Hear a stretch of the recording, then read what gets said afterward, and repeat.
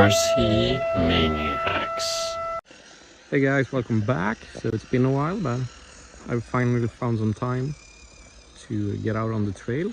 So I got the C54 running on a, whoops, my kid is driving right there, quite a tumble. So the C54 mounted on a C24 km chassis, and yeah, some nice new trails here I found. See if I can get some sweet footage, and